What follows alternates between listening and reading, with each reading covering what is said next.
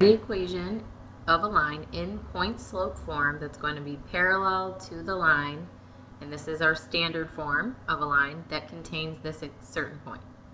So first we want to take standard form and we want to manipulate this into slope-intercept. So I'm going to move over 4x and subtract it, put it to the other side. So I have 12y, let's make that a little nicer, 12y equals negative 4x, I'm moving that over, plus 24. And then I want to divide by y, or divide by 12.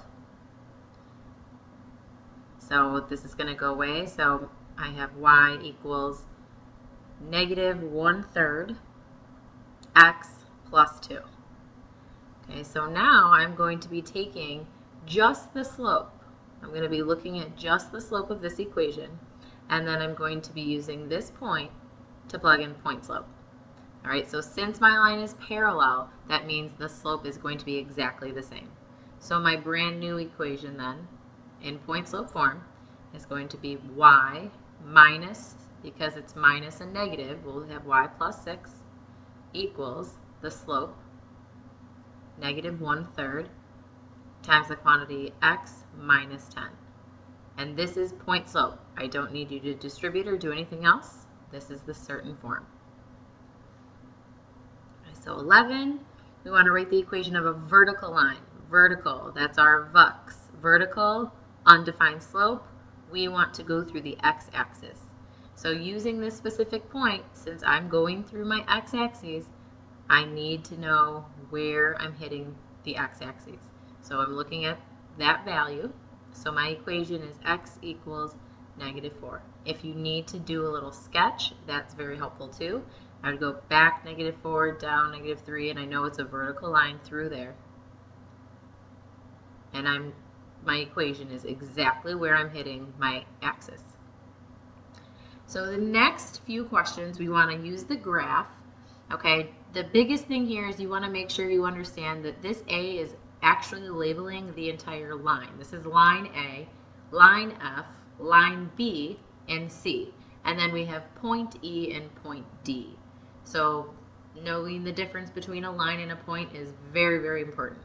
So which letter best represents the line x equals negative 7? Again, x, so that's our vux. Then I'm going to be looking for a vertical line going through negative 7 on the x-axis. So that's looking like we have this line right here. So F. Okay, now which letter best represents an x-intercept? An intercept is a point on the x-axis. So take a look. Here's D. That is a point. That's labeled our point. So 13 is D. 14, which letter best represents the line of y equals negative 2x plus 3? Here's my intercept on the y-axis. So I'm going to go and take a look, find where positive 3 is. And the slope is a negative slope going down 2 over 1. So this looks like this is making sense here. And this line is A. Which letter best represents the line y equals negative 7? So there is no slope. So this is one of our HOI, our horizontal lines. So I'm looking for a horizontal line going through negative 7, hitting the y-axis. And that's looking like line C. And number 16, which letter best represents y-intercept? Again, a point on the y. So take a look at your y-axis, and there is E, directly on the point. Or I'm sorry, directly on the axis. All right? So I'm going to move on to grab the page. There we go. Let me move up. All right, or not. It's not working that well. I'll get there. I'm learning. There we go. Okay. So we want to factor. Please remember factoring, factoring. I want answers in binomials and trinomials. I do not want you to solve. Okay, so first thing you will always want to look for is GCF. Okay, I'm noticing in number 17 that we have a 4x and a 4x here. So right away, I want to take that out and kind of simplify and allow my factoring to be a bit easier. So if I take 4 and an x out, I'm left with x cubed minus, if I divide that out, I'm left with minus 1. Now this is actually a special case, okay? This is my, if you take a look at your cube and the sign, it is my difference of cubes. So I'm going to be using SOAP as I factor this out and expand it. So I have 4x, and then I'm going to take the cube root of my first term.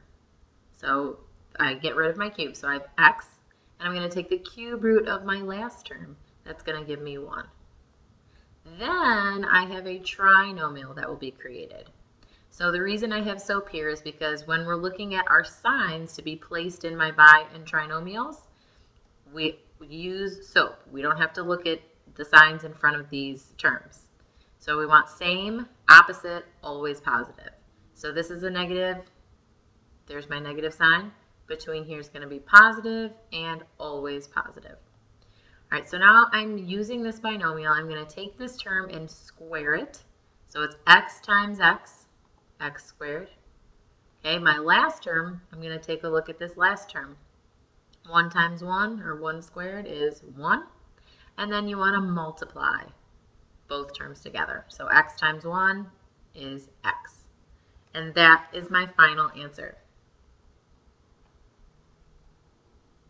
Okay, so for number 18, again, this is going to be a special case here.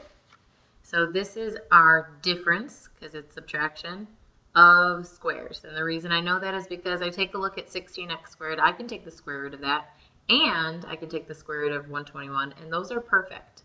So this is going to go into your binomial. That's a difference of squares. And I'm going to be getting rid of all these middle terms.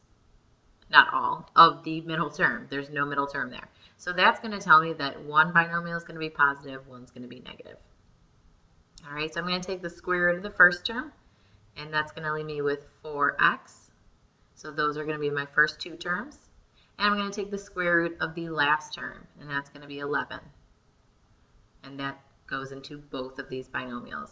And a great way to double check would be to FOIL and make sure that everything cancels out. So just to check my outsides, we have 4x times negative 11, that would be negative 44x. And then we have a positive 44x in the inside. So that is why this is canceled out. So this is my final answer. Okay, number 19. Here, if you notice 128 and 2, there is a GCF. So I'm going to pull out a 2. And then I'm left with 64 x cubed plus 1. So this is very similar to number 17. Took out the GCF, and take a look here. Instead of a doc, this is a sock. My sum of cubes. So I'm going to use my SOAP. Keep the 2 in front. Let's create our binomial first, and then we'll have our trinomial. So I'm going to take the cube root of 64x cubed, which is going to be 4x. And the cube root of my last term is 1. And SOAP, for my signs, I have same, opposite, always positive. So now I'm taking a look at this binomial. I want to square this. So I have 16x squared. And I want to multiply these two terms. So now I have 4x times 1 is 4x. And I want to square my last term, 1. Final answer, no more than that. Okay, so number 20. In this case, it looks like I can just factor this. This is just a typical quadratic.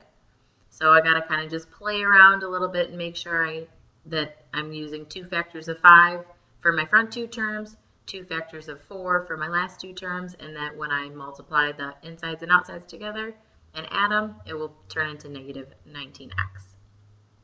So this negative sign here is telling me that I'm definitely going to have a negative and a positive binomial.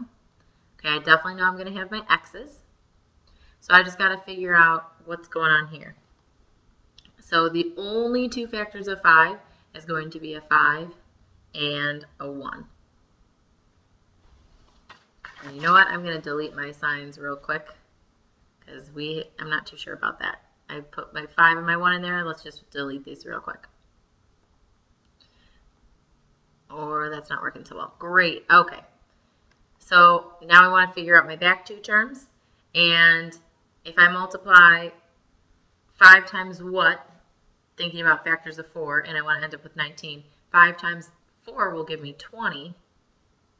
And then if we subtract or add 1, then I can have a 19. So I need more negatives. So I'm going to make sure that my negative is in front of the 4. So when I multiply my outsides, I have a negative 20x. And then this is actually going to be positive. So when I multiply my insides, I have a positive x. So it turns into negative 19. And then I am finished. I am not solving anything. I am just factoring this. So sorry about the little mistake. All right, and the last one for this video is number 21, where again I'm seeing a cube there, so that's going to be my difference of cubes. So I want to make sure I'm using SOAP. All right, first I want to see, can I take anything out of this? Is there a GCF? No, there's not. So I first want to take the cube root of this first term. So cube root of 27x cubed is going to give me a 3x. Cube root of 125 is 5. Same sign. And then I'm going to create my trinomial. Opposite sign, always positive. 3x times 3x is going to give me 9x squared. Multiply them together. Got 15x. And negative 5 times 5 is 25. That is my final answer. So I'm going to just solve the bottom 6 problems, and that will be the last video.